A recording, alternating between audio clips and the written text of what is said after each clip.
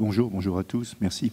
Alors, la question de l'intégration, finalement, de cette problématique des réseaux intelligents, l'intelligence, alors, intelligence au sens connectique, la smart, je la préfère élégante en tant qu'architecte plutôt que connectée. Pour autant, ça fait bien longtemps que les architectes intègrent effectivement des technologies dans les villes, bien avant que les architectes s'appellent architectes. On a fait du chauffage urbain chez les Romains et on a terminé avec le métro pour poursuivre ensuite avec effectivement des fibres optiques.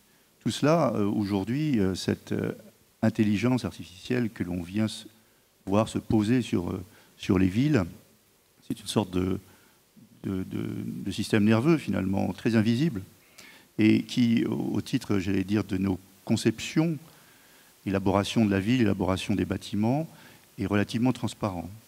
Nous n'en voyons les effets que par les terminaux qu'elle veut bien disposer à droite et à gauche, des super grands écrans qu'on va voir fleurir en ville, par exemple, et qui, des fois, sur certaines grandes métropoles, déjà envahissent l'horizon. Donc, la Smart City, aujourd'hui, telle qu'elle se présente à nous, interroge davantage sur l'habitant, sur celui qui va être l'usager de cette ville.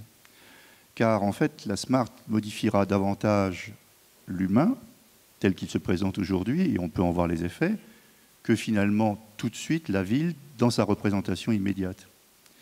J'ajouterai un petit point avant d'y revenir sur cela, c'est qu'on parle des villes du futur comme si elles partaient d'une page blanche. Nous avons quand même des villes aujourd'hui qui existent, et ô combien nombreuses, et il faut savoir que ce qui se dit chez nous, en tout cas, c'est que dans 30 ans, 80% de ces villes existent déjà. Donc la question, elle est moins de la nouvelle ville ex nihilo que finalement comment transformer les villes qui existent déjà et qui ont déjà des structures très spécifiques, très contextuelles. On ne peut pas parler de Singapour, de Rio ou de Rennes de la même façon. Je reviens sur l'humain. L'humain est quand même au cœur des villes. C'est celui que l'on veut abriter aussi bien dans l'habitat, dans la maison, de construction, que dans la ville elle-même. Que devient cet autre pour lequel on va construire et on va modifier la ville? S'il est effectivement avec une réalité lui-même augmentée, quel est donc ce nouvel habitant? Et ça nous interroge beaucoup.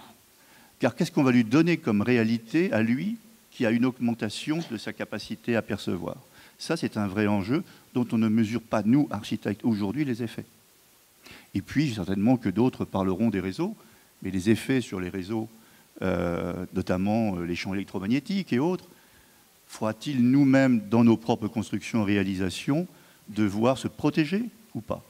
Voilà, en fait, nous avons en face de nous un énorme questionnement sur ce que seront les habitants de demain avant d'être la ville de demain. Merci beaucoup, M. Boyer.